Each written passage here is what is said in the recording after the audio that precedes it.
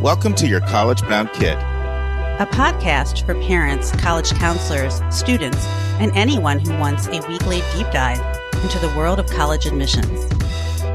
My name is Julia. I was an admission officer at Haverford College, an outside reader for Emory University, and I currently work at Milton Academy, an independent boarding and day school outside of Boston, Massachusetts. I'm Lisa, and I'm a clinical psychologist and college counselor. I have a daughter in college, a daughter in high school, and a son in middle school. After 30 years in Chicago, we recently moved to North Carolina. My name is Mark. I'm a college coach in Atlanta and the parent of two daughters. Karis, a graduate of Davidson College, and she is the founder of the Spanish tutoring company, SpanishHelpToday.com. And Joy is a graduate of the University of Georgia, and she is getting her master's degree at North Carolina State University. This week in the news, Julia is my co-pilot, and we'll be looking at an article entitled "The Cynical Reason College Applications Are Surging." It's in the Chronicle for Higher Educationists by Jeffrey Selingo. We'll conclude the final part 5 of 5 of my series I'm doing with Lisa on groups of students who are often disillusioned with the results they get from the college admission process. And we'll be continuing on with our interview with Andre Phillips and the final part of my interview with Andre on the University of Wisconsin, so we can understand that important flagship. And our college spotlight will be part 2 of 2. I'll be joined by Lynda talking about Harvey Mudd College in Claremont, California. Friends, I'm excited, partly because I'm here with Julia and also because I learned she's coming to Atlanta for College Horizons. Woohoo! I'm very excited. I haven't been back to Atlanta since, I went very quickly in 2019, right before the pandemic started. Still a while ago. And I know Horizons, like you always say, is like your happy spot. It is, and it's in person, so I'm really excited. It's been 4 years since we've been all together on a college campus. Well, lunch is on me. We'll look forward to it. Ooh. So Julia is going to share an admissions tip relating to waitlists, so fire away. So April is the month of which students are going to be getting, hopefully, all of their college news. You are actually obligated to have your college news by April 7th. And waitlist is a potential outcome for your college decisions if you went to the regular decision round. Every college handles waitlists differently, so I'd very much recommend reading all of the thick texts they give you with your decision letter.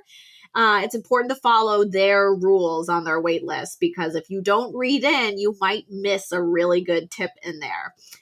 Some colleges do use demonstrated interest on a wait list. And so if you don't have time to research, it is really in your best interest to at least say yes to being on a wait list as soon as possible. You can always remove yourself from the wait list another time. In fact, a lot of colleges will offer what they call waitlist 1 or the initial wait list. And sometimes you have to opt into being on that. So make sure you respond to that. Some colleges will put you on a wait list and some will ask you to put yourself on one. And you might also have a finite time of which to do that. So make sure you do that. But let's say you join a wait list. Oftentimes colleges will follow back up, usually in May or June or July, saying, hey, do you still want to be on this wait list? And you can always take yourself off at that point, but there's no harm in joining right away and then deciding later on if you want to go off the wait list. And my next piece to that is please respond in terms of what they're asking you to do on the wait list. Some colleges have some tricky ways of managing the wait list where you might need to send a 250-word update in a very small amount of time about your interest. Some colleges will actually go to the wait list well before May 1, the national reply date, because they planned to go to the wait list early. So another thing I always tell my students is that if you haven't indicated to the college that you're interested, depending on how they treat their wait list, it is probably a good idea to send a follow-up letter. And again, follow their directions, but some schools have this in their portal as an option. Some give you a form. And unless the rep of the college or there's directions in the waitlist letter that says, don't send us anything, it might be worth your time to send a letter as if you were deferred in the early round. So sort of updates or your continued interest. There might not be a lot of updates, but pay attention to that. And then pay attention to see if a college does go to the waitlist earlier than May 1, because if they do historically do that, I'll throw some out there. University of Chicago, Colby in Maine, those do tend to go to the waitlist before May 1. So just pay attention to that, because you actually might want to send a letter or show interest earlier than May 1. Whereas the vast majority of colleges, if they'll take a letter of continued interest, is not really looking at the waitlist until after May 1, when they've seen who has said yes to them. And then my other piece of advice, because this has happened to a student at my high school, is that some colleges will call you if they are interested in sussing out your interest off the wait list. So now is a great time to make sure that your voicemail recording is appropriate and helpful. And also, I know we live in the age of robocalls, but it is probably good for you to check your voicemail just in case. I've had a student maybe every other year or so miss a call from a college or didn't check their email appropriately or their voicemail, and they missed their opportunity to say yes to a waitlist offer. And colleges at this point will just move on very, very quickly. So you do want to be prepared and be thoughtful about your waitlist, and do a little research as to how the waitlists behave at every college. I feel like there's less movement on the wait list these days, but every year is different. You never know what happened to that college in terms of their regular round. So When would be the times, Julia, when someone should not go ahead? And confirm the wait. Other than the fact that they're committing, are there any other times other than the fact that they are happy with their options and there's they have less interest in the school that waitlisted them than the schools that they're in, when you would say, I don't think it makes sense in this instance? Can you think of any times? Yes, that's a great question. I actually just had this conversation with a family right now. I'm of two minds here. I think it is totally fine to not say yes to a wait list. I just have seen that students in regular decision round, sometimes even if you're very sure you might choose another school over that other school, sometimes mental health wise, it can feel bad to say, oh, I'm making a decision from two options rather than one. So if you don't opt to stay on the wait list and turn them down initially, they often won't re-offer you a spot on the wait list. So I would really make sure you look at all of your offers before not joining a wait list. And in the best case, I would say join the wait list. Take 2 weeks or so to really look at all of your options. And if you really feel like you would definitely choose at least maybe 3 other schools over that school that you've been placed on a wait list where you've gotten in, then I think it's probably safe to remove yourself from the wait list. And know that you're not necessarily taking someone's spot on the wait list, right? A lot of colleges don't rank their wait list or whatnot. A lot of it is about institutional priorities and not about you on a ladder of students. So there's often not a lot of harm on staying on a wait list, but if you feel like you're definitely not going to go, you've already got options in hand that are numerous, then I think it's probably safe maybe a week or two after, when you get your decision, to remove yourself from the wait list if you're truly not interested. And how do you manage somebody's expectations? Because with going on a wait list for a school that was a first or second choice, along with that, oftentimes is somebody being super invested there and not being freed up to love the school that loves them back, as you say, and embrace other options. How do you sort of manage that? Yep. And I'll say this, it used to be that I am the school I work with is a traditionally very privileged group of students, and a lot of them are full pay applicants. And so we used to see a lot more movement off the wait list prior to COVID, actually. And this day and age, I've seen very little movement off the wait list for my students. And so I think it is really important to look at all of your options that you did get a yes from. Use the month of April to focus on those things. It is very unlikely that your waitlisted school is going to be doing much on the wait list in the month of April. So use your time in April to really research where you got in And then after you make your decision, that's when you can really go hard on showing your interest for the waitlisted schools. But most of the time, colleges will actually provide that data for you in your, either on their website or in your letters. And so when they say, we don't plan to go to the wait list, or I'll say this, I talked to probably 3 colleges today during my counselor calls that all have over enrolled for 3 years in a row. And so they are very scared of over enrolling again, which might mean very little movement from the wait list. So please pay attention to the data and know that institutional priorities are very alive on the wait list. And unfortunately, most colleges are not able to offer financial aid to students off the wait list as well. Yeah, that's why Julia mentioned the money thing in the context of the school being privileged, because normally it is an advantage to not need financial aid because the school's money's been spent. And I was asking, sometimes I ask you questions sort of to stimulate conversation, but that last one is one I was asking you because it's something I personally go back and forth with in my own mind. So one of the things that I always do is I go back and look at past common data set waitlist information to get a sense of what the percentage of kids are that have gotten off. And when that number is just despicably low, like 0. Yes. Once it was 0 for Haverford for 3 straight years. Now, maybe there was stuff that was going on behind the scenes, but it certainly wasn't reported in common data set. And I usually will share that information with a family and say, okay, you can do this, but just know what the statistical odds have looked like. And sometimes that's a way of putting closure to a place and freeing a student up to get excited about their current offers. Right.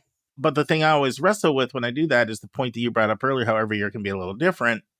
So it's just a fine line between, do we move on knowing like statistically the odds look really bad here versus sort of, well, you never know, this year could be different. And then hope lingers. And then, people sort of don't allow themselves to embrace their other offers. And so, right. So what is your advice to me about that? Yes. And I will say that we basically treat it, it's almost worse than a defer is the way I like to treat it. And while I don't want to squash any hope or whatnot, and by no means is this my belief in you being able to be admitted, it's just more about that school being a good fit for you. It's really just about these numbers are worse than the regular decision numbers sometimes. And if it's a university, it might be based on the school you applied to in the program. Like, I ain't seen anyone get off a wait list for computer science in the last 4 years, right? They have too many of those students. So I do think it is, while it feels like it's not a no, and yes, I have had students get off the wait list, unless I have been told by that rep that they plan to go to the wait list and they plan to be looking at certain factors and not filling institutional priority gaps, then it's really something I don't think people should spend time on. And I'll say this, my students who graduate in the worst moods are the students that really wrapped up their hopes in multiple wait lists of which they didn't get off. And that's what I'm trying to that's what I'm trying to avoid. Yes. And then they don't have any time to really love the school they want. And in fact, they spent the entire month of April being so upset about their decisions and thinking about wait lists that they never even committed to, oh, hey, here's where I'll at least spend 1 year of my college life. And I'll be honest with you, too. I think, especially with social media, and if you're a student that goes to a well-resourced, high-pressure high school, it also doesn't feel good when everyone's making decisions that you're still hung up on these wait lists and you haven't moved forward. I find students are better with the process and feel better about themselves if they are really looking at, here are my options, where's my fit, rather than hoping for something that sometimes doesn't come through. And then you feel like you're rejected a second time all over again. And I'll say this, I have had many students and myself burn bridges with colleges because they were too aggressive with the wait list, thinking like, why aren't you taking me? Why won't you? Can't you see? Like, I'm so great. Yeah. So funny because they don't say like those words, I'm so great, but their actions are exactly that. I'm so Exactly great. that. Yes, they really believe Yeah. they're their only student. And it's so fun, especially like this day and age, a lot of colleges are thinking about equity and access, and you being more aggressive and not and being so myopic is not in the name of that. And so also won't land well on the colleges. So please pay attention to their rules, and show the appropriate amount of demonstrated interest. But other than that, you really should be treating a wait list as not an option. So that way you can move on. And I think you'll be a lot happier. And I will put in a plug, I will say, and this is for a privileged group of students for sure, but Virtu education, and there's some other options about ways to get off a wait list and get guaranteed admission into that school. And so there could be another way in that you hadn't yet considered. It's not super common right now, but while it's sort of the end of the line, sometimes it's not always the end of the line for the wait list. So last question, because we could do our whole session on waitlists, which Yeah. people might like, but we have more content to get to. So you know how you said in the past your privileged school students had seen more activity, Yes. but they haven't recently? Yep. What's your theory on what's changed on that? Like what's made it different in the last few years? Is it just the surge of apps, or is it schools not being able to have the right predictive models with, you know what I mean, with so much online and all that, and they were off on their numbers, and so like, or is it something else? Great question. I think it's because my students are overrepresented in the process, and more so as we see the wealth gap kind of increase. So, and there's nothing wrong with them. And a lot of the times the rep will say to me, if this were a ranked wait list, this student is here. Like, they are really admissible. But because we already have so many students that are equally strong and from the same area and looking for the major in the same things, that taking that person off the wait list is not adding anything new to the college. Also, my students' data points are impressive, but not that exciting, right? Like it would be more, oftentimes if a student nowadays gets off the wait list, it is to fill one of those institutional priorities. So they're not overrepresented necessarily. Certainly they are because they go to an independent school, but they're a really good piano player, or they're from Iowa or something like that. So I just think they're often overrepresented. And then the other piece I really like actually is that most colleges don't include their waitlist data and their admitted students data. And so we do have a handful of colleges that would like to admit the student, but doesn't want their data. And so we'll do so on the wait list. Those are for my often hooked students in some way, but I think it's because my students, and they're lovely and I love them, and there's so many of them, the amount that there's so few private schools in the country, and they represent sometimes 60% of the admitted student class. That is too many independent school students. So they're wonderful, they're not looking particularly compelling off of a wait list. Do you feel, Julia, how many years have you been at Milton now? I should know that, but 7. Wow, it's been that many. Yeah. Well, I guess I've known you for about 5. So, Yeah. so do you feel since you've been at Milton, you have seen a deprioritization of independent schools from, or maybe I should say, affluent applicants who are coming from privileged, well-resourced schools compared to other options like, oh, we have to get our Pell numbers up, or our first gen numbers up, or rural, or, have you seen that? Is it noticeable in the 7 years? Yes, I think so. And we've had the most selective schools have actually verbalized that to us, right? And so, yes, and I think that's right. It makes my job harder, I'll be honest, Sure. but it, in the name of access and equity, I really like it because they are overrepresented in the process, and it breaks their little hearts and I know them to be lovely, wonderful students. But it is true, that's something to think about, is that because you're overrepresented, it doesn't mean you're at a disadvantage. You're still at a huge advantage to be at an independent school. It's that colleges have realized how much they've been privileging independent school students, and they're trying to walk that back, particularly if they have a very healthy endowment. They're not needing to find, they're doing what you just said, Mark. They're finding Pell eligible kids. They're finding rural kids. They've got the money to do that and to fund them.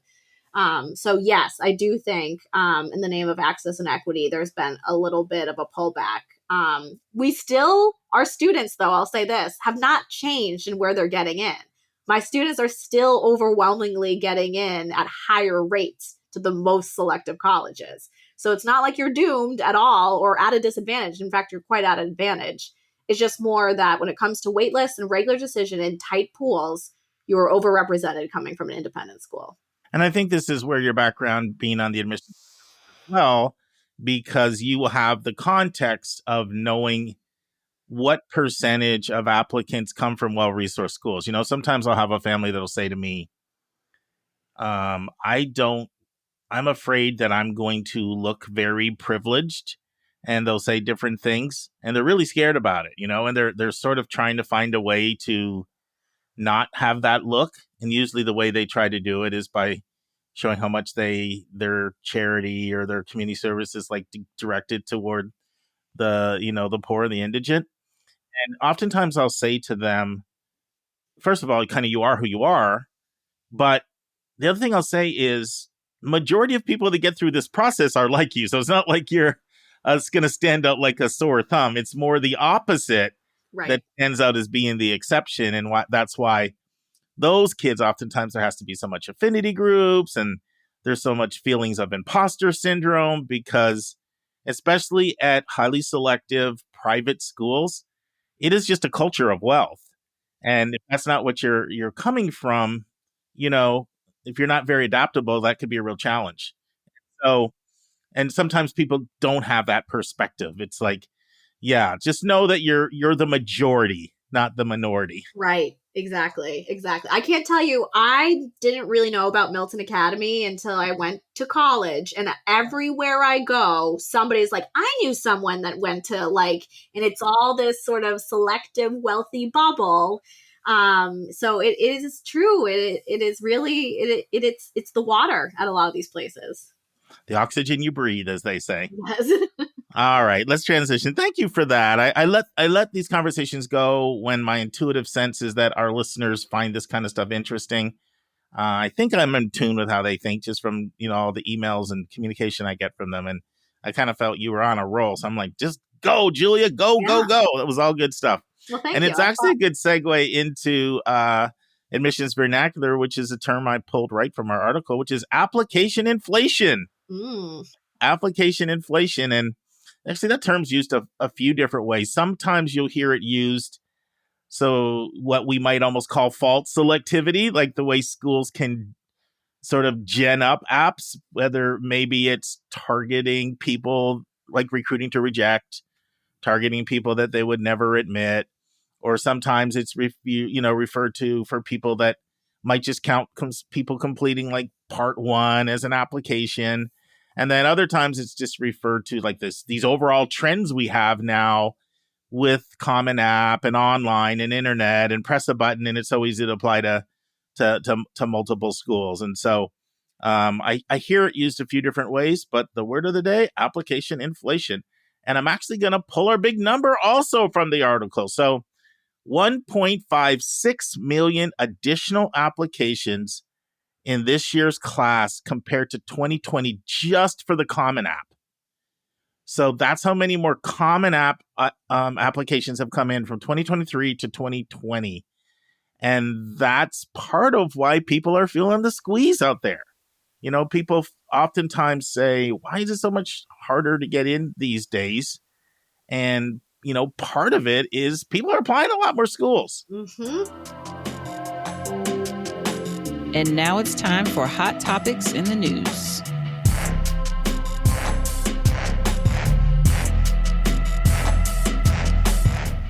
The article today, it's interesting.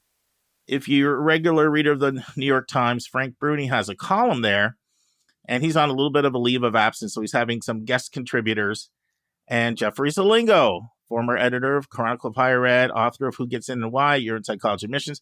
He wrote the article today, and it's called The Cynical Reason College Applications Are Surging. So all that talk there, Julia, was a perfect preamble, perfect segue for what we're talking about today. So the article basically talks about this dilemma, this quandary that we're in.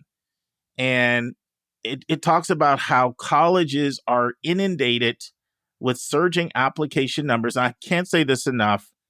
This is a couple hundred schools on the more selective side. Like the vast majority of schools would wish to have more applications. There's more and more schools that are opening, not at full enrollment, taking students in July and August.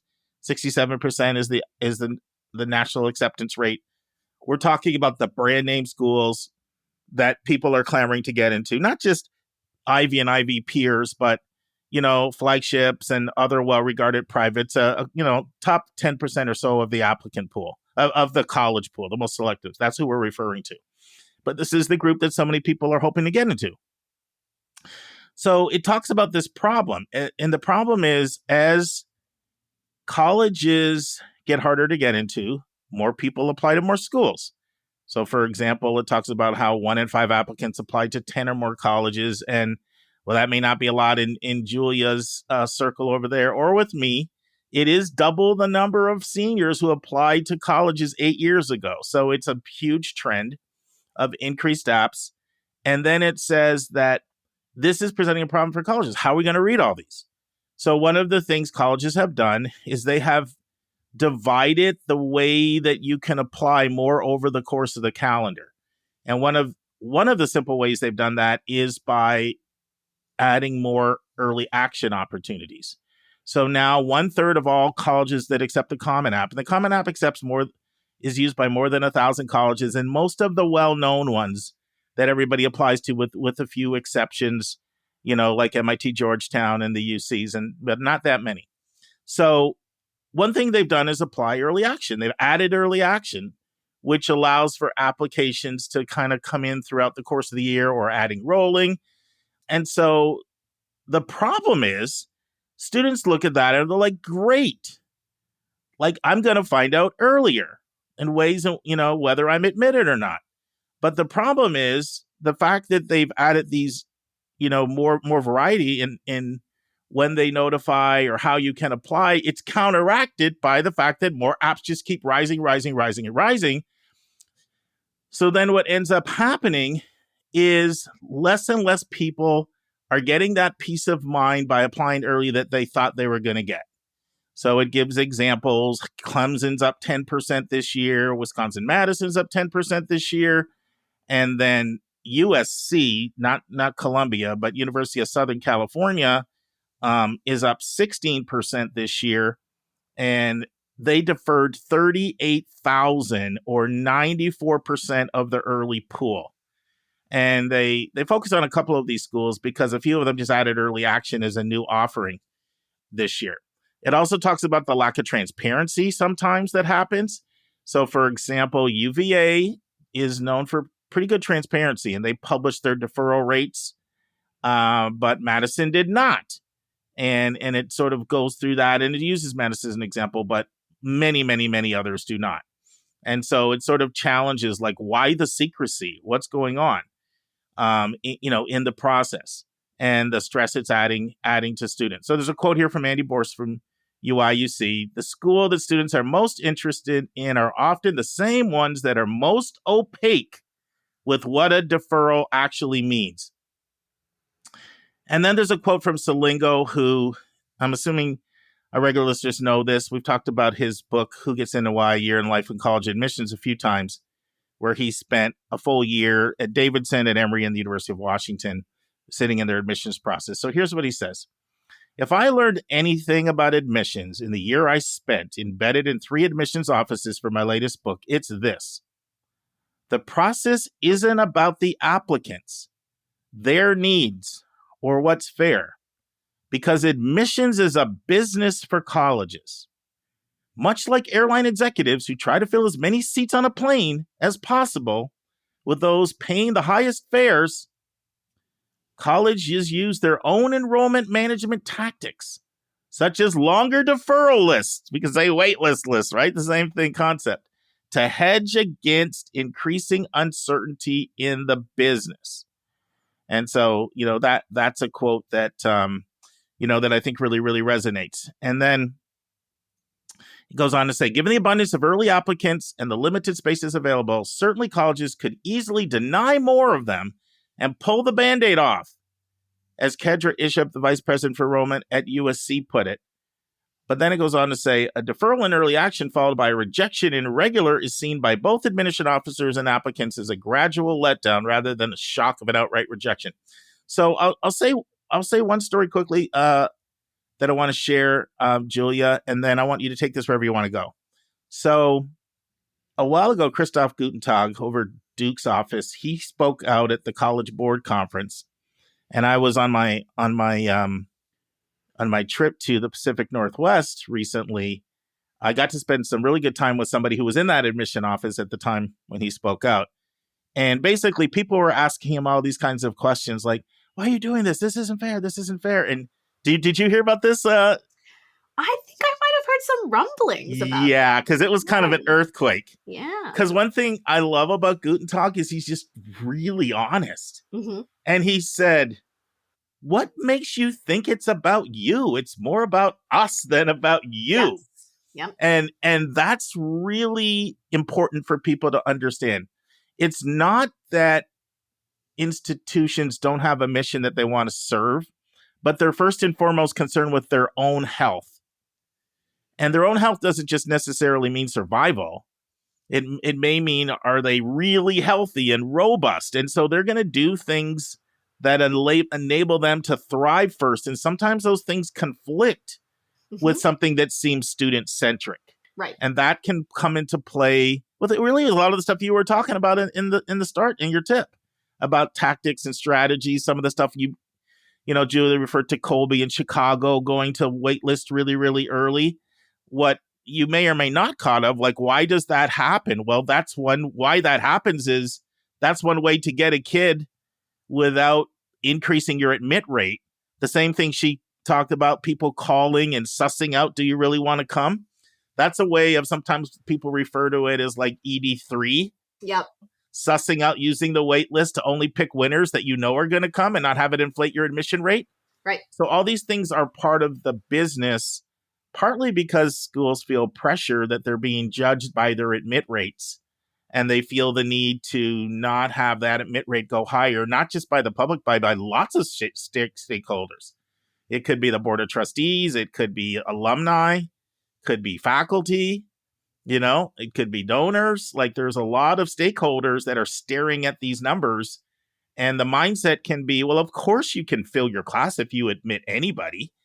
But the way I'll know that you do it with quality is I see increased selectivity from one year to the next. That puts a lot of pressure. So I've said a lot of things. I want you to kind of take it wherever you want to go. What do you want to share? Agree with all of that, Mark. So appreciate that. And I do find that my families and students who do the best with disappointing news understand that fact. And in many ways, it's not personal, if that makes sense. It's a highly personal process that is maybe not personal on the other side of it. And the more a student can understand, I'm not inadmissible. I'm not an inappropriate applicant. There's nothing wrong with me. It's literally that it's a business. I really actually think that the airline analogy is actually pretty good, where right now, especially, we're all mad at airlines for asking us to jump through all these hoops, charge us extra to do X, Y, and Z. Isn't that how it's going right now in the admission process when you're applying? And so, again, they're going to keep trying to make decisions that jack up that ranking.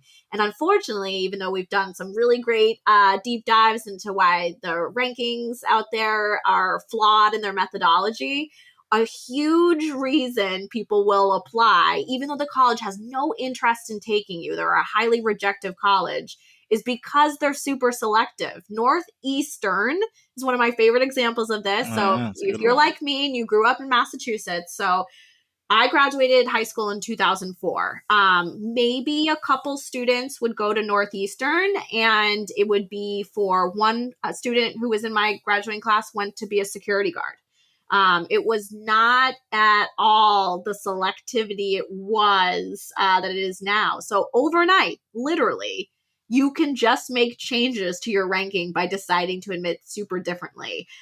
Wake Forest this year, they got a new provost. They got a few other new folks. As Mark was saying, they got folks above the admissions level who have an extreme say on the admissions.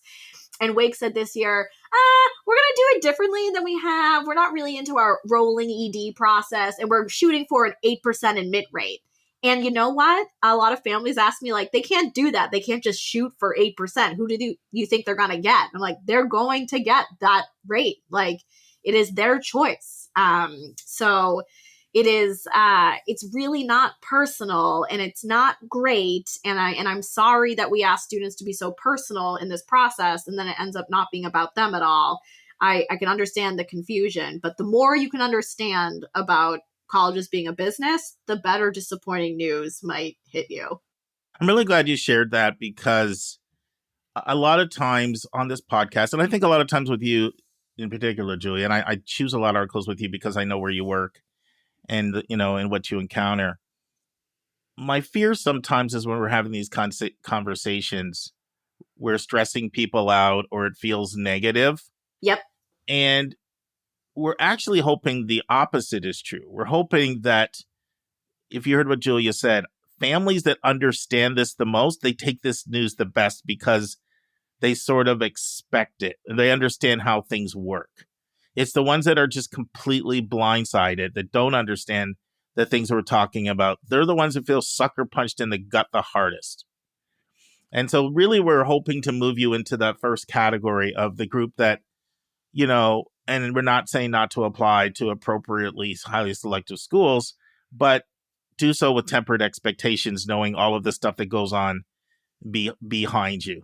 One of the coolest things happened to me when I was out in the Pacific Northwest on the tour. So I was out there with 40 counselors, and some of them listened to the podcast, and you may remember it was with you, Julia, that I used the example of, if you see the forecast that says 95% chance it's going to rain and you don't bring an umbrella, you shouldn't be surprised it doesn't rain on. Right. So somebody came up to me and quoted that to me, and they said they loved it. Yes, it really helped them to understand things a little differently. Mm-hmm. So that's what we're trying to do, is just sort of help you guys to understand the business side of things, so that, one, you can build appropriate lists, and two, you can have realistic expectations for what happens. Because, this whole podcast, I know everything that I talk about, and Julia and Susan and Lisa, all of us, it really just flows out of what we experience in the counseling room,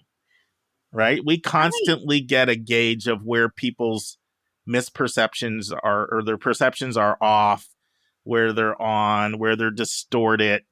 And then we try to use the podcast to offer some corrections from what we're experiencing in the counseling room. Right. And because, for the most part, and of course I work with people all across the country, a lot of people at really good schools, whether they're independent schools or they're well-resourced publics, that's the majority, because those are people that value this process. In fact, anybody listening to this podcast, you value this process while you're listening. These are families that either spent money privately trying to give their child the absolute best, or they were very careful about the suburb they moved into and spent a lot of times researching the schools, looking for every advantage, that they possibly can get. That is the group that I find is the most disillusioned. That is the group that feels like, sucker punched in the gut. And of course, we've just coming off this series we did of 7 groups of people that feel disillusioned the most in the process. And, almost every one of them could have been your people over there, Yeah. whether it was private school or high test takers, or alumni, or people applying to oversubscribed majors, or people who don't understand a lot of times these when you apply out of state to these highly selective public schools, they have caps. Yes. On who can get in and who can't get in, and it can make an out-of-state public like as competitive as any private out there. Like, just trying to get into like UT Austin for psychology is like really rough, and people don't understand that, things like that. So that's all that we're trying to do. Any other thoughts? I would just say add one in this often happens in these kind of conversations about the app numbers. Another piece of disillusionment I hear from families is, but I heard that the college going population, the amount of high school students is going down in the US. That is true. However, let me tell you, the population that is applying to these schools on the Common App is going to continue to increase in their application numbers. And the population decrease is not going to likely affect the amount of students and the increasing amount of students that are still applying to this handful of selective colleges. So I do have some parents that come in and say like, well, we'll try for Harvard now because, there's less students applying, going to college, and the math does not work that way. So I just like to add that in at the same time. I do think people are trying to find a reason why you might have gotten bad news, even within that data. But you just gotta read into the numbers and understand it's a business, and then I think everything will be in a better perspective for you. Well, the interesting thing with that is so much of that comes from Nathan Graw and his research and his 2 books that he wrote, The Carleton Economist. He's like the guru on all of this. But if you look at both of his books, both of them, but I'd say especially his more recent one, he explicitly says that every single thing I'm talking with you about the enrollment cliff and the crisis, the opposite is happening for this group of them highly select. Exactly. They're going to continue. So like, if you're going to hear that, you're going back to the original source. Look at what he actually says about this population of schools. Yes. Mm-hmm. Yeah. So what can we leave people with that's encouraging? That is a great question. And thank you, Mark, for saying that. Because I like to start the process by sort of busting these myths and realize all I'm really doing is delivering negative information. So the one thing and I do believe this is true, my students who have the best outcomes approach the process as this match to be made, right? Not this prize to be won. And that they might not get into those super selective schools, but they're really happy with the other options they got because they really tried to locate themselves in the data, realized I need to be picking a place that I think I'll be happy at and not first thinking of the name and then working backwards from there. And in fact, I have seen better outcomes at very selective schools for the students who are just authentically themselves. I have students that have a very impressive resume, more than mine, maybe 3 textbooks they've written that are used in schools in Costa Rica and Brazil, and they didn't get good news. And then I had a student who worked at a farm stand and really is kind of a quirky person and was just themselves. And guess what? They actually got a lot more better outcomes than that student with the impressive resume. And it was because they really were able to see themselves as presenting themselves authentically. And if a college says yes or no, it probably didn't matter how they present themselves, but they showed up as themselves and not in this rat race, if you will. And so I do think that if you are open and yourself in this process, you will actually find more happiness and growth than you will find disappointment. Yeah, and I would say that people have to get emancipated from the mindset that there's 30 to 50 really good schools out there. Exactly. You have to believe that in your core, and there are a few ways to do it. Of course, we've oftentimes recommended Frank Bruni's book, Where You'll Go is Not Who You'll Be, because he basically looks at hundreds of people that are some of the most accomplished and acclaimed in this country and goes through whether it's Nobel Peace Prize winners, Pulitzer Prize, all kinds of different things. And he shows where they went to college, and the majority of times they didn't go brand name U.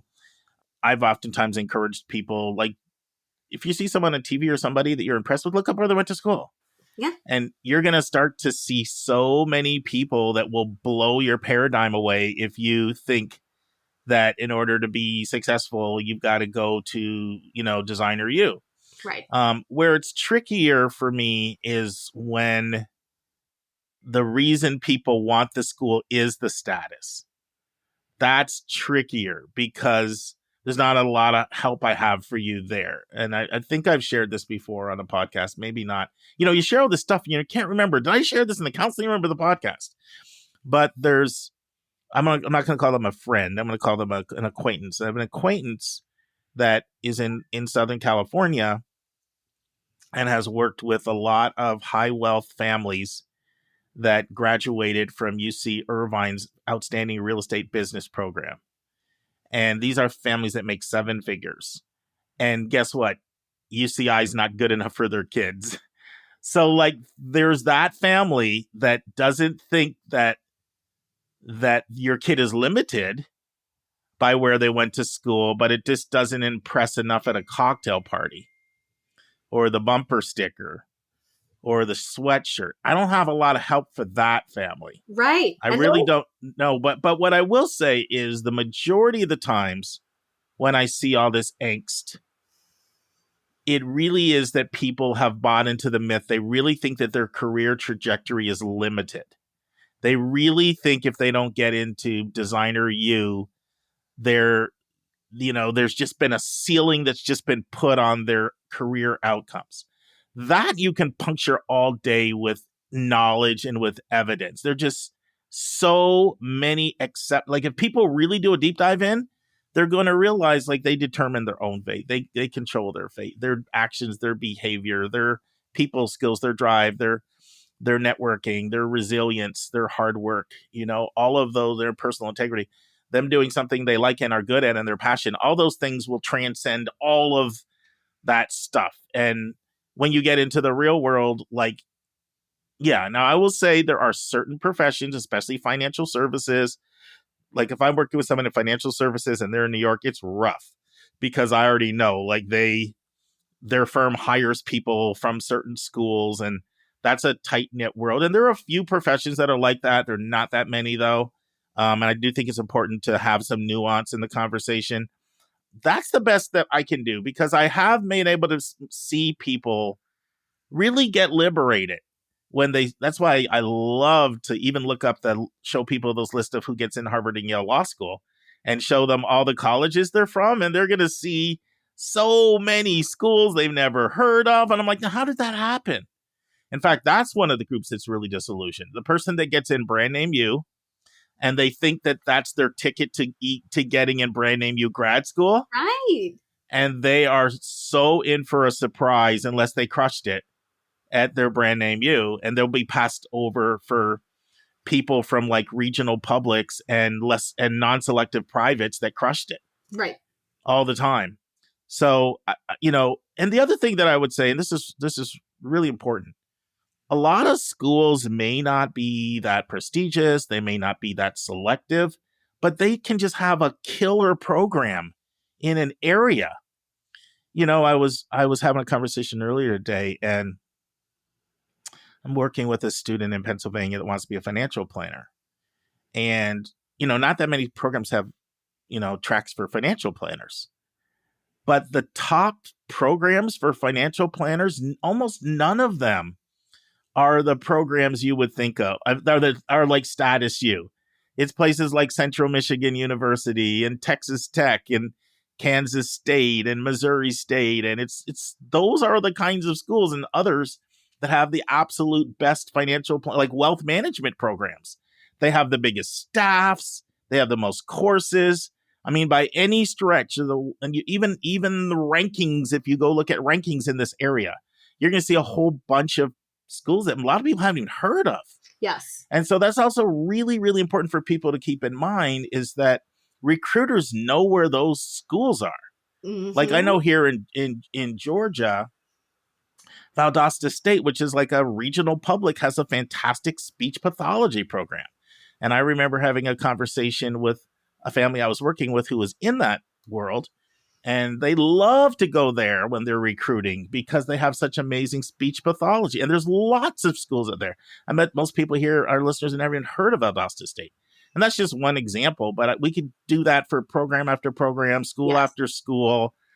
And if you're not focusing so much on status, if your real concern is, I don't want to waste money, this is a big investment, I want my kid to have really good outcomes, the other thing I like to remind people is keep in mind that hiring managers have much more knowledge of where the good programs are than Joe Blow on the street.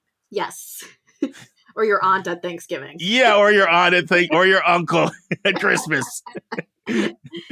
So anyway, let's wrap it up. But hopefully we gave some people some hope, because once you really buy into this, you'll realize there's literally hundreds and hundreds of really good options out there. Yes. And that can take so much pressure off this process. Once somebody buys into that, oh my goodness, they're like liberated. Mm-hmm. Yep. Awesome. Thanks, Julia. Thank you.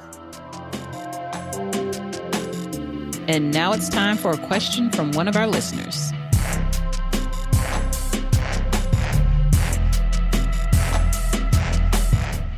All right. So the last one, Lisa, is one that I know you know because we've talked about this because you experience it. A lot of times we're going back to public schools. And it's the whole thing again about overrepresentation. And it's the whole thing again we've talked about over and over and over, that there's such a high correlation between income and education of families and income and education and high achieving levels of students. So in almost every major, especially competitive flagship schools, this is the scenario that you see. The school's getting public dollars from the state, so they feel a mission to serve the entire state, but they have their urban and suburban core that is comprised of more affluent, more highly educated parents, the best public schools in the state, and they don't want the whole state to be coming from those economic pockets. So here in Georgia, it's Atlanta.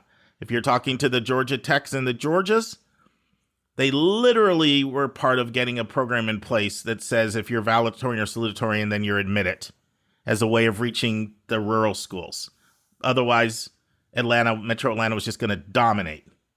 If it's where you are, it's the Research Triangle and part of Mecklenburg, right? It's part of the Charlotte area. And it's harder to get into statistically from those places because that's where the glut of applicants apply.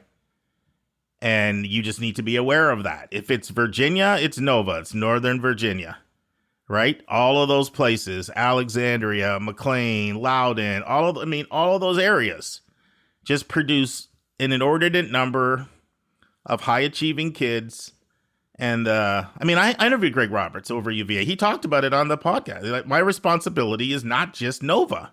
Right. No, it's the whole state. I have to think of like the Tidewater area, and I got to think about Roanoke and the Harrisonburg area. Like, you got to look at the whole state. And so, it's funny. I had a student I was working with from Thomas Jefferson, not this last year, but the year before. Very strong and interested in engineering, or maybe it was comp sci. And we were talking about his list and blah, blah, blah. One of the things I threw out there was Virginia Tech. And he was like, Virginia Tech's not automatic from here.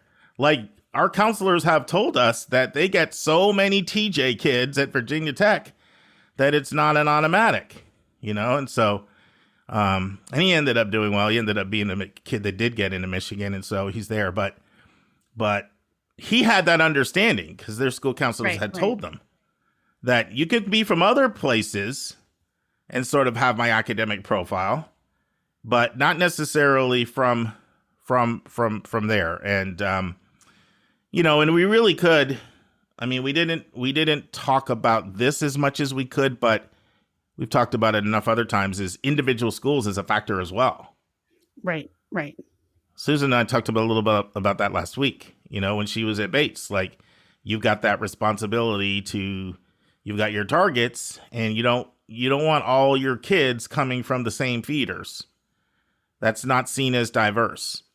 No. And that's why it can be sometimes more difficult coming from certain schools that are going to send 40, 50, 60, 70 kids to certain schools, and schools can cherry pick and take the top whatever. So anyway, those are the areas that, to me, I feel experience the most disillusionment. Any comments either about the last one or two, or any overall thing that you want to share? I definitely think that the last one the last one you talked about, like where you are in your state compared to, Mm-hmm. the Mm-hmm. flagship. I think that's something that's really important. And I know here, because that's definitely a factor in Chapel Hill for UNC Chapel Hill. I mean, I think people feel kind of some resentment and some tension around that. Mm-hmm. But, then on the other hand, like they have so many other advantages from being in a school district that's better funded. We kind of feel like that these people are going to do great anywhere. They're super successful. They're smart. Somebody who's from a small town in Western North Carolina, that might be their ticket to success in a way that they wouldn't have been able to get otherwise. And it's just hard to kind of put your own short-term interests, in the back for the greater good to be in the front seat for a while. But I do think it's important. I think for places like Chapel Hill, it's almost magnified because you've got a big school. And so you have just off faculty kids alone, you have a decent number. Right. Just off faculty kids alone. And so not that every faculty is automatic admit, but schools do try to, most of the time there's faculty preference, and it's understandable. They don't want to usually lose a faculty member over not taking the kid. And so, yeah, but those schools, and particularly the public schools, like they feel a responsibility. We're taking public state dollars from everybody. And those people in the hinterlands, their state dollars are going to pay for the institution too. And then it's the concept that Rod Skinner talked about when I had him on the podcast, distance traveled. So they are looking at, who's traveled the greatest distance. And once again, these are just things that if you know them, two takeaways from this disillusionment series. One, build your college list in such a way that if you're overrepresented, just know it's going to be harder if you're overrepresented. And so adjust your expectations. Doesn't mean not to apply, but adjust your expectations. And if a school, like you're going to need to be stronger than the average applicant if you're an overrepresented applicant, just statistically. And we don't want you to miss out on other amazing places because you think, oh, I think I'm getting in these and I'm really not. So you can miss diamonds in the rough that should be on your list, or you can just have unrealistic expectations of where you're going to get in. And this might sound very basic, but I've really learned this over the years, which is if somebody applies to a school and they think they're going to get in versus if they apply and they think they probably won't get in and both kids don't get in, it stings a lot more when you thought you were getting in than if you thought you probably weren't getting in. Right, both of them sting because who likes being told, especially we also know rejections hurt more than deferrals and wait lists. They just do. But they all sting. But it's just human nature, right? I mean, even if something as simple as if I ask somebody to go to a date and the prom night, she's probably not going to ask me, but I'm going to wing it and take the shot. I'm going for it. And then they turn me down. Kind of didn't think that was going to happen. But if I'm like, I got this in the bag, 98% chance I got this one, and I get blown off, like that hurts more. Right. I'm trying to remember back to high school. I'm struggling here. I know. Oh, wow. And I just think here's the thing. Like, if you are in one of these disillusioned categories, you're probably pretty lucky in life, right? It's a privilege to be disillusioned, people. That's a really good point, Lisa. Like you've got a lot of advantages. You've got so many advantages that colleges think, oh gosh, we can't have all these people with these advantages. And college admission, like where you get admitted to, is just one tiny moment, one tiny piece of your life. Your advantages are going to carry you through the rest of your life in ways you probably can't even imagine because you don't even know what it would be like to not have them. So, I think sometimes it's hard for people to hear what you're saying. I think it's hard. In America, we're the great land of individual meritocracy. We like to think we like to think we're a self-made man or we're a self-made woman. And a lot of times we're in denial that we were born on second base and think we hit a double, or we're born on third base and think we hit a triple. And there's a lot of denial about that. Right. So this is actually a painful conversation because people like to think I did it, I made it happen. And lack of consciousness of class privilege is prevalent because it's just almost class is kind of all you know. So it's just like the air that you breathe. Exactly. It's like water, right? Correct. Yeah. Yeah. Unless you're in a very, very, very different situation. Like one of the students I'm working with this year, they're doing like EMS, EMT, and they're with a completely different population than their affluent suburban community. And they're like getting such an eye-opening life experience and life education. They're actually doing their essay on it of like, wow, like I had no idea, Right. all the things that I've learned about life from having to see things from another perspective. Yeah. And, just as a shameless plug, I'm going to be working on interviewing Evan Mandery, who talks about. You love that book. In depth. I'm going to start asking him. He's giving you commission here. He's not. He's just like my new Elon, I guess. But as long as it's not Elon Musk. No, no. But I just, I think that like there's going to be even more of a discussion of like, are we a meritocracy? Are we not? Because it's true. I mean, and this is why schools want diversity, because that is one place where people can get exposed to people from different social classes and social situations. Sonia's doing this teen court. And so she's been shadowing an attorney, and she comes home and I think her eyes are just open. Like, she's like, wow, these people are really struggling with a lot of things. The impact statement's pretty rough sometimes of what happens to people. Like, it's just like great experience for her in all kinds of levels. But part of it's just seeing like what's going on in the Latino community in Raleigh, right? It's a little bit different than what's happening at Durham Academy. I can tell you that much. So, well, hopefully this was helpful to people. I've enjoyed doing this series with you. And so we'll keep trying to come up with new content that we think our listeners like. But thanks, Lisa. Thank you. And now this week's interview with a special guest.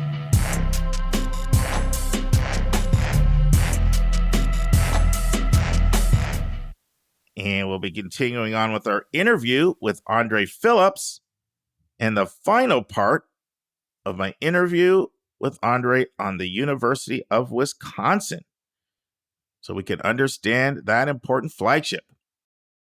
So I have one last question, and then you got to go on the hot seat. All first-time guests go on the hot seat. It's a tradition.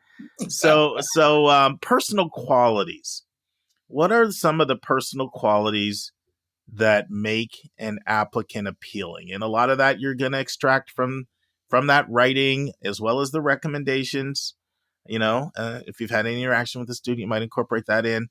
But there's so many out there, right? There's leadership, there's kindness, there's the adventuresome spirit, there's the glue kid that pulls everybody together. There's open-mindedness and positive attitude and resiliency and grit and, kindness. We could go on and on.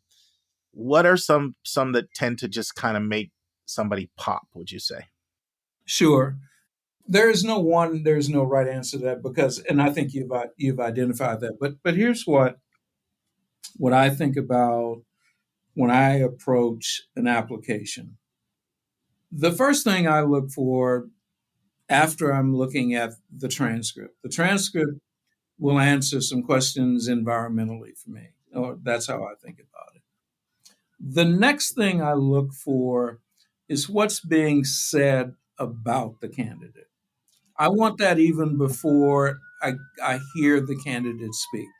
I want to know when I look at a recommendation, and I will admit that in a former life, I had at least three documents to look at. One from a teacher on this side of the ledger, one from there, and a school counselor. We only require one of those letters. And so there is a heightened sense of that letter speaks on behalf of lots of individuals that a young person may have engaged. And I think for some schools, high schools I'm speaking of now, they recognize the importance of the voice that is supportive to tell us things like, and you went through a very good list, is kind-hearted, hardworking, a willingness, all of those characteristics are important. But I want to pick some of that up from that one letter, or if I have two, those two letters. The next thing then is, and I do this in combination. So if anyone wants to know what I'm really looking for, uh, get close to the microphone right now. The first really is, and I'm not dismissive when I say the extended essay is important, but that's not the lead. And I said this earlier, but I want to know, what are they writing about? All right, and again, it's not a formula because everyone lives differently and everyone celebrates differently in what they like, enjoy, what they've been good at. Um, but whatever it is, that's what I'm paying attention to, because in that, you learn something about citizenship. Because at the end of the day, and I say this to my team, I say this to audiences all the time, we're building a community of learners who are themselves good citizens, because that sort of thing rubs off on others, or it's celebrated in what are the gifts that folks give in this community, whatever they are, and they don't have to all be the same. So I'm really thinking about, how does citizenship show up in the letter or letters that are written, and in the voice that students put on the table. And it's nothing that assumes, here's the kind of citizen I'm. No, that's not what I'm talking about. But when I read about your story, and a school counselor or an English teacher or someone says, listen, that little Andre, he probably doesn't talk about this, and then they go into telling something that's very personal. That's when I learn about a citizen. And certainly these days, when they talk about the adversity that they might have faced during COVID or something, you learn a lot about them. And what you learn mostly, they don't lead with I. And in some ways, they are what I look for with my team. They then are members of a team. They're talking about it in a way that, in support of these others, here's my contribution. Those become the best possible citizens, all things being equal, in a learning community as dynamic as ours. Andre, this is awesome. I so appreciate your time, and I've appreciated. I was thinking when I was talking to you, I first spoke to you. It was either 03, 04, 05. I remember, because Cliff Thornton had introduced us, and It was about you coming and playing an active role in the Multicultural College Fair that Susan and I launched. So we're coming up for 20 years. It's been great seeing you at Chicago, and then now transitioning in this new role and promote it. But I still can't let you off the hot seat. So here we go. Let's go for it. You can't be in education. You have to do another line of work. What would you pick? So during the many years that I've been doing this work, for a long stretch, I owned some property in Chicago, and every weekend I'd spent significant hours, and in most cases, I either rehabbing a unit to rent or fixing something and things break all the time. and so I it has been said that I probably have an honorary degree from Home Depot, and that my retirement job should be a greeter at Home Depot. That's funny. And I'm also laughing because our other co-host, Dr. David Williams, is in Chicago. And he owns a whole bunch of properties, and he's in the Home Depot all the time, fixing them up. Two of you guys with your side hustles. Yeah, it's a real thing. So I think when I hang these shoes up, I'm likely to return to the let's just say remodeling and rehabbing old properties. Love but it. I learned a lesson, only one at a time. All right. Second question. You can have dinner with famous person, non-relative, who's no longer here. Spend an hour, 2 hours with them. pick their brain. Who you selecting? This is a tough one, and I'll pick one, but I'll tell you why. An era that preceded my awareness, I would love to have dinner with James Baldwin. Fire next time. Absolutely. I am He's a actually, I just, for folks who've read anything by him is one thing, but to read about him is another. And John Lewis, who left us recently. He was my congressman. That's right. That's right. So I go back and forth for different reasons, but all under the same umbrella. They lived at a time, and such an incredible time in America, but specifically in America as Black men, with voices, and they went about what I will name as leadership. They went about their leadership differently, and their experiences were different. And in some ways, one could look at Baldwin's life as a series of tragedies.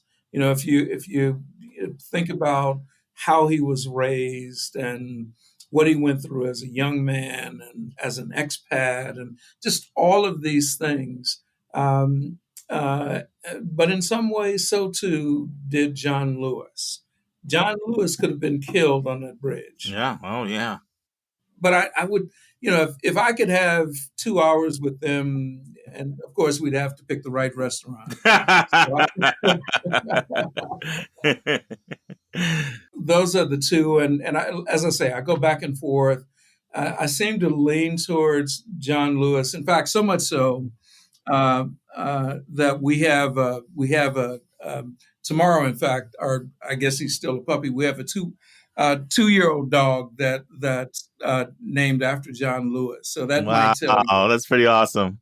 That might tell you something. Yeah, it's a much longer name than that, but we made sure that John Lewis was in the name. Good stuff.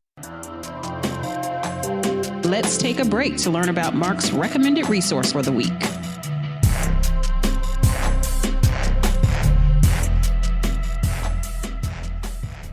Friends, our recommended resource for episode 319 is for students who are looking at being recruited to play sports in college, whether that's Division I, Division II, Division III, or NAIA. And the website is ncsasports.org. Now, this is a treasure trove if you want to have schools reach out to you and recruit you, where you upload your academic profile and film and a lot of information with you. They have some of the best technology, and colleges start interacting with you. Now, they have a free profile, which everybody should do, and they do have paid services. We used the paid service lower level for Joy, just the bronze plan, and it was really worth it. She actually had more activity there than all of her AAU and traveling all around the country. A lot of her offers came from this. And there's other websites that are great as well for uploading your videos and putting a recruitment profile. And some of those other really good websites are things like Captain U and Be Recruited. But what people don't realize is that NCSA owns all of them now. Those are just other websites they've taken over. So it's really all NCSA. Either it's Be Recruited, Captain U. So I would just go to ncsasports.org, put up a profile, detailed academic information, and let colleges recruit you. And it's a recommended resource for episode 319. Last question for you. Our listeners are pretty much parents. That's who our listeners are. So, kids aren't that interested in a 2-hour podcast, but sometimes parents can play it in the car on a college visit or strategically to get them to hear the thing that they won't listen to the parent about. And then there are 10% of our listeners, based on our most recent survey, are college counselors. So what's your advice to a parent, a college counselor? If you want, you could throw a student in there that's listening. Yeah. So let me start with parents. The number one thing I would advise is, as a reminder, this is your child's educational experience. So don't walk away from your engagement, but let your child raise their hand first, or give them the option to decline to raise a question. That doesn't mean you should raise it on their behalf. But if you're going to raise a question, make sure it's framed as, I'm asking as a parent, because you still want to give your students and your children the freedom to sit quietly. Doesn't mean that they're not interested, doesn't mean they're not listening. It might just simply mean they haven't formulated the question for themselves. And so as a parent, you might want to know, what do the co-eds do on the weekend? So find a way to ask that doesn't put your student in an uncomfortable position, because it's a really important question. Like, how do they spend their lives on the weekends? We can pretty much kind of figure out what they do Monday through Thursday or Monday through Friday, but you might want to know. So all of that to say, I think about the position you might put your children in, particularly if you're on a college tour or visit, or where you all will be in the space. And remember, if you're in that space, it's their experience. You are the supportive, loving, maybe even doting parent, while little Andre tries to figure out, well, why am I on this campus in the first place? Why would I go to Wisconsin when I could very easily go to Florida or somewhere warm? Why would I do this? You may know as a parent that it could be an amazing and incredible educational experience, but your children might not be there just yet. To school counselors, this business is ever evolving. And the thing you might have known about an applicant pool and behavior at a school a scant 3 years ago may be fundamentally different. And so, as difficult as it is to keep on top of several hundred colleges and universities, all with ever moving parts and pieces and individuals, stay engaged, continue to ask questions, remind yourself that nothing about what we do is static. And it's okay to say, I used to know that you did this at school X. And you might find that, oh, we haven't done that since when, and that's okay, because we can't expect you to keep on top of every possible nuance and how things are ever changing in our work. Andre, thank you so much again for your generosity of your time, and just for being somebody over the last 20 years that I could just talk to about anything and always give me a straight answer. And we may only see each other at conferences, but it's precious 30 minutes that we grab here and there when we see each other. It was great this year. I got to see you both at NACAC and College Board, which was a real treat. Why don't you close out by telling our listeners what their next step should be if they like what they hear and they want to look into UW-Madison more? Awesome. Well, let me first say, Mark, absolutely. You mentioned someone that's near and dear, I think both of us, our good man, Cliff Thornton, who made the decision to ride off into the sunset. And while I suppose I know Cliff well enough to know that that's exactly what he was planning to do, nevertheless, Cliff has been an important colleague and friend, I think, to both of us for a number of years. But I say that also to say it's been great to catch up with you, and I hope it's not another 3 years before we bump into each other. No, it's not going to be that. So here's here's what I think about UW-Madison, right? And you've heard this throughout the time we've had a chance to talk. I think for folks who know, they know just, how much of all sorts of things there is academically and otherwise. And so I don't need to repeat all of that. But I will say these two things very quickly. And I had this described to me a couple of weeks ago. I happened to be with a group of about 20 alums, and in that group of 20, there were a handful of parents with students here And these parents had gone to some other places, and they're just living through their children. And they walked in the room and they were all smiles because they had been invited to spend a minute with me, which I thought, like, man, if this is the high point of your day, I have some suggestions. But anyway, but seriously, one of the alums described this as a magical place. And what I took away from that is that students can live such rich and interesting lives, and their classroom experience can be their outside pursuits if they want to do research or foreign exchange or just get involved with the State House, which is a scant mile away. You can see it if depending on where you are. Or everything in between. I mean, we didn't have time to talk about the arts, but there's some incredible things students can do in the arts. I mean, we don't have a separate honors program. Your honors the minute you walk in the door, if you're willing to put your work in.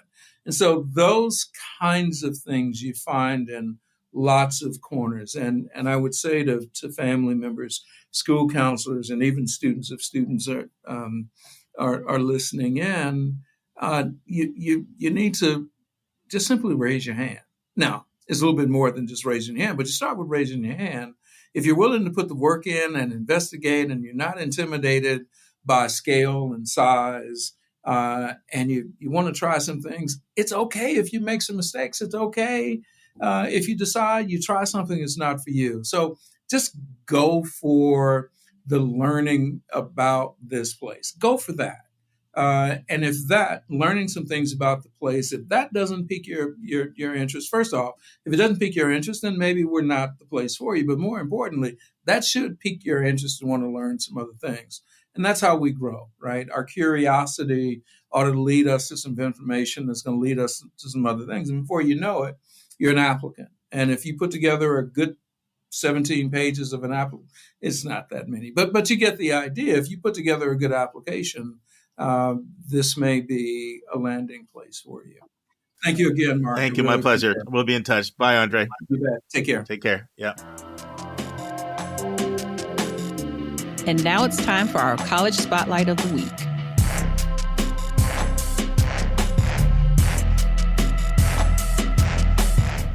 Friends, hopefully you heard the first part of my college spotlight on Harvey Mudd College in Claremont, California.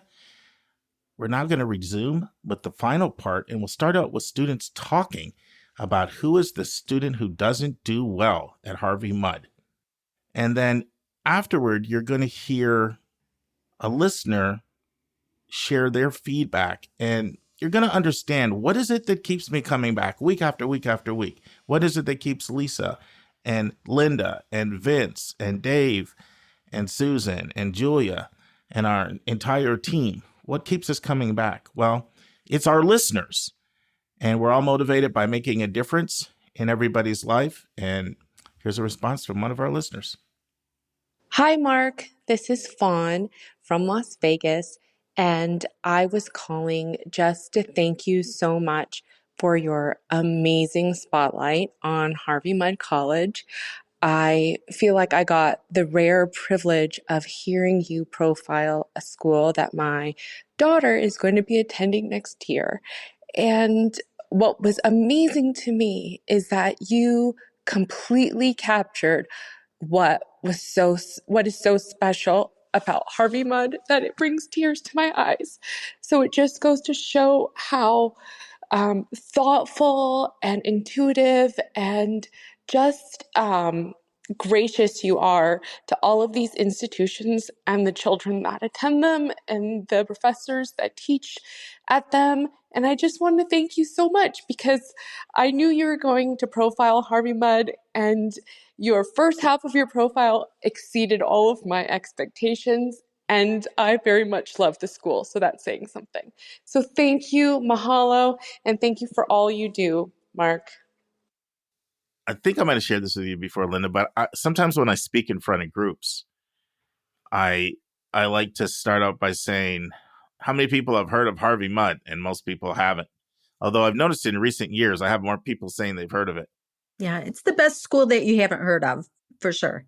So, so the point I'm trying to make, I love it when no one's heard of it, because the reason why I'm asking that is the point I'm trying to make is just because you haven't heard of a school, I don't want you to assume it's not any good. So it worked a lot better in the past when almost no one had heard of it. Now it depends on the group. Sometimes I do get people that have heard of it. To make your point, though, Lynda, top 3 employers: Facebook, Microsoft, Amazon. Always in the top 5 for producing the most PhDs.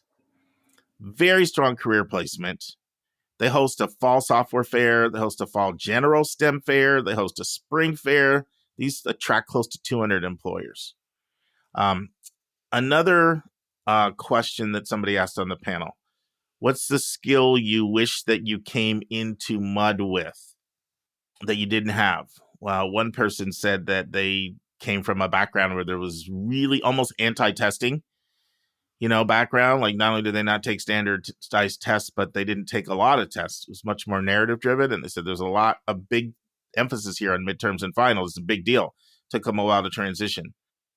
Another person asked the question, tell me what the student that's not happy, what do they look like? Or the student that hasn't done well here, what do they look like? I thought that was a great question, by the way. I was like, that's a great question. I'm going to have to add that to my repertoire. And so some good answers came from that. The person that doesn't know how to reach out to professors to ask for help. One person said, you're done if you don't know how to do that. They were like, just so direct.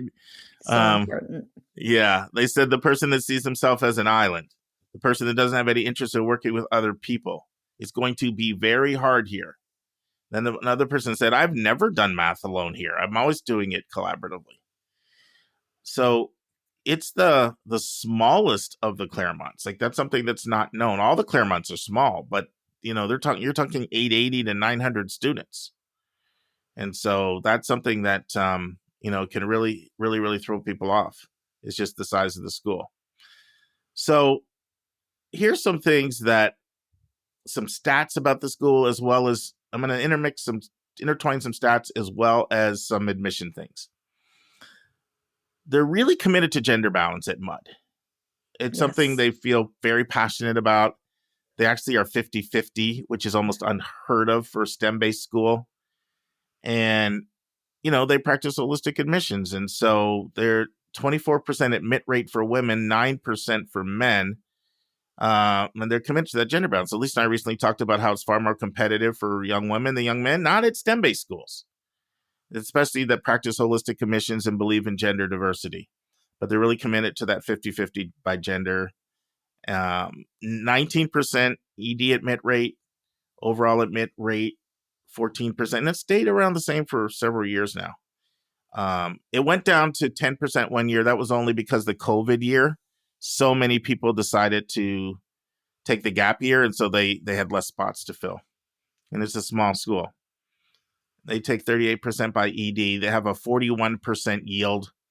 Now, when they are test optional, but when you look at the median scores, you'll see you got to be a math pistol. So evidence-based reading and writing, the middle 50%, 710 to 780.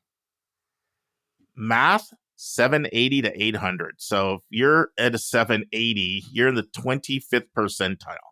So pretty much people are getting perfect math scores, or 780, 790, 800, with a few under that 780, but not very many. Math pistols, smart kids. Legacy is considered. Admission interview is offered. They are part of that sports team I mentioned earlier, along with Claremont McKenna and Scripps, but only 6% of their students are athletes, where with Claremont it's closer to 30%. So they're not really pulling much of the weight on the athletic team over here, Lynda, relying on CMC to do that. They do have 2 rounds of early decision, ED1 and ED2. They're 31% white, 20% Asian, 20% Latinx, 4% Black, 10% international, 14% low income, 100% live on campus, 54% from California, Class size, 57% under 20, 39% more between 20 and 39, and just 5% would have 40 or more. So small campus, 33 acres. It's got an 86% four-year grad rate. And like I said, all the majors are strong. Everyone, chem, physics, bio, math, computational biology, math, stats, engineering. They have merit money, which is, you don't get a lot of merit money in the Claremonts, but actually 37% get a merit award. So you're talking a little bit more than 1 in 3. They do also meet full demonstrated need, and they are need blind. Now, most of their merit awards are small, relatively small, like median one is around 10,000. They do have a couple larger ones, though. Their overlaps, well, you're probably not going to be surprised. Caltech, UCB, University of California, Berkeley, MIT, Carnegie Mellon, Stanford, USC, and UIUC, University of Illinois, Urbana-Champaign. Those are, and then Olin as well. So those are their overlaps, which are some of your just high-powered engineering schools. And then something you mentioned earlier, Lynda, top employers, Google, Microsoft, Apple, Facebook, Northrop Grumman, and top industries, engineering, research, and business. And this is something I said I'd refer to. So the National Science Foundation has recognized Harvey Mudd as the top producer of chemistry students that go on to get a PhD. And multiple students that I got to talk to just kind of on my own, we had a little bit of time on my own, they raved about the chemistry department. So I'm going to say a few things in a sec about who's a good Mudder, who I'd refer to Mudd, but any other thoughts percolating your mind over there? Well, you'll probably talk about this, but one of the things that I really like, and I know my daughter liked, was that parity with 50% of women, because you don't find that in those in their overlap schools. Some of those engineering schools dip down as low as 40%. 31% at RPI is female students. So if you've got a daughter who's looking at a STEM school, it's an amazing option. Yeah, and Dave looked here for, Dave and Frida looked here for Lauren. They seriously looked at both Pomona and Mudd. Lauren got into this really selective program they have for women of color, and you apply to it around December of your junior year. And it's actually a really good program because you're there for multiple days, and then they do some mentoring and reach out and meet with you again in the summer and give some guidance. And I mean, they're only 4% Black, so they're probably trying to get that number up. But the end of the day, Lauren ended up not going there. But that program was amazing. All the stuff I learned about it a lot from working with Dave and Lauren there, but they were giving her really, really good advice. They were the school that when they asked Lauren, what are your plans for the summer? And one of the things she said was, well, one of the things is work on the SAT. And she was already into the 1500s. And Dave wouldn't mind me sharing that. I'm not trying to put her stats out there. And they were the ones who said to her, a school might question your priorities if you're spending time on the SAT, given where your scores are already. And I thought, wow, you're getting some really good advice. Yeah, really good advice here. So let's talk a bit about who's a good Mudder, or who I would refer to Harvey Mudd. Someone very smart, definitely, hardworking, really into STEM, but definitely someone who also has interest in that HOS program.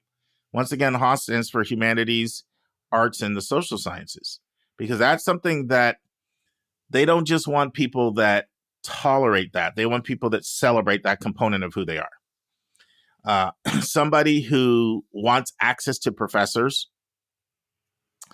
somebody who loves to be in a community, loves to be in a close community, loves to learn in a collaborative community, someone who is intellectually curious, someone who has a certain amount of self-confidence, because it's not always easy. Somebody who embraces their core. Not everybody likes a core curriculum. somebody who values the consortium, someone who appreciates their commitment to gender balance. By the way, they just hired a African-American female as their new president. You don't always see females, and certainly not African-American females, at STEM-based schools. That love of learning. Somebody who's into research. I haven't talked that much about the research opportunities, but they're very plentiful. A lot of times the students will do serious paid research opportunities over the summer for 10 weeks, both all over the country and right on the campus. They'll stay right there, work with professors, and get paid handsomely. There's not a lot going on in the way of courses in the summer. There's a few, but it's pretty sparse. Students are mostly doing research or paid internships.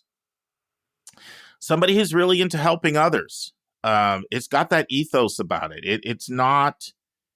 This isn't the place for the smart kid that just wants to be in their dorm room all the time and be, in the library and sort of be an island unto themselves. That's not really who they're after. Someone who can embrace their inner nerd. Here's another one. Someone who knows how to have fun. Like, one of the things about Mudders, they're into pranksters. They like to do what they call engineering pranks.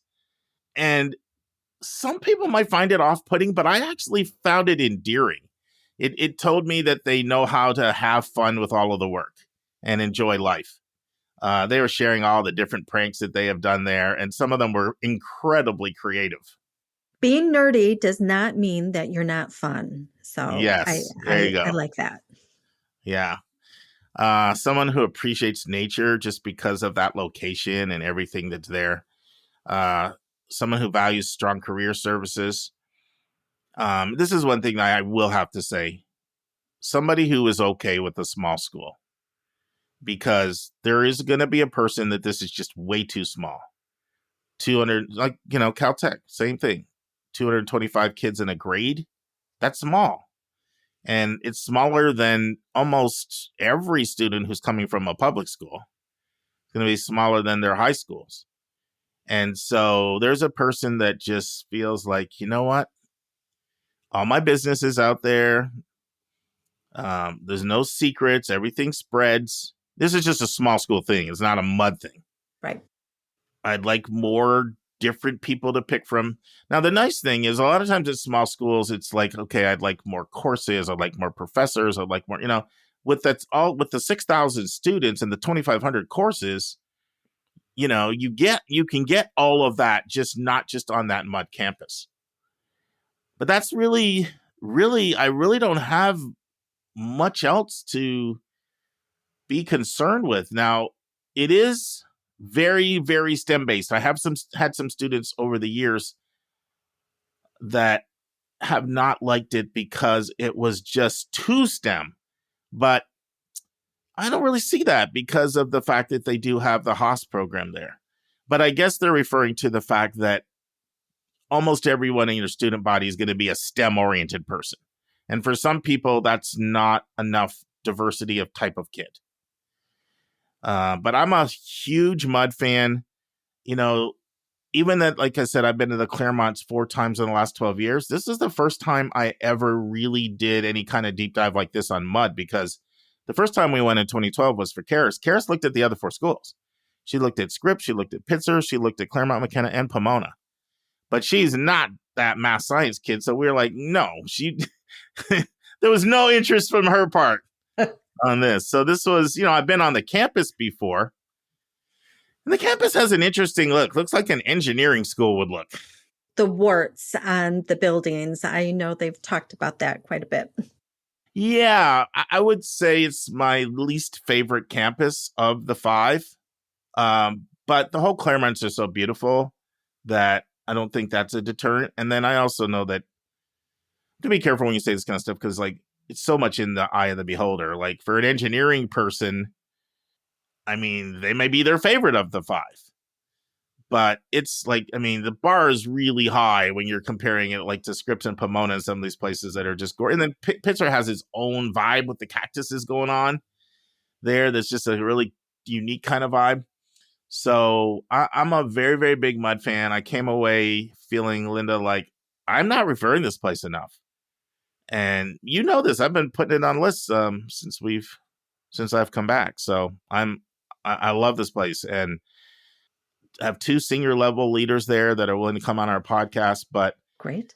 I've talked about it a lot now. There's so many schools to go around. So I probably would have them come on, not necessarily talk about mud, but maybe something else, opportunities in research or science or something. But yeah, another one in the bank. And one more, Scripps, and then we're through. I made it through the 9 visits. Then I got another trip. I haven't even talked about my trip to the Pacific Northwest. And, shortly after this goes live, I'll be on a college flying to College of Worcester, 1 day flying, and then off to Florida to see a few more schools. So going to be doing some heavy traveling. I've added a week of travel. So I'll go from the 20th of April straight to the 13th of May being on the road. But you know what? My days of 2 in 1 day, I think, are over unless I'm on a planned trip. When I'm doing my own visits, A lot. 1 a day, 3 to 4 hours, go back to my hotel, do work. That's the plan. And I'm on a different pace here. You and me both. Awesome. Well, thanks, Lynda. Thanks, Mark.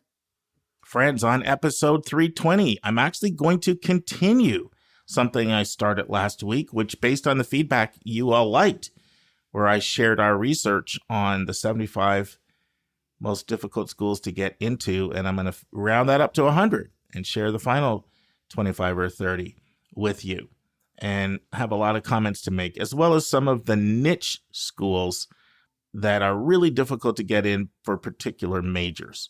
It's not really niche schools, but niche majors at certain schools that make them particularly difficult. And this is just designed to help you if you're trying to build your college list on your own, so you can take these things into consideration.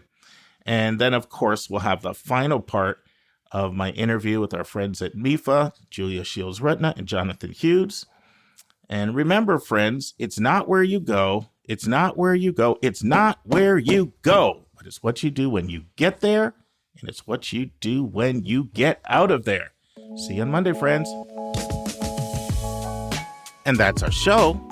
A big thank you to you, our listeners, for tuning in this week. If you find this podcast helpful, please follow us, and you'll get every single episode as soon as it is released. If you're interested, there are a few ways you can really support our podcast.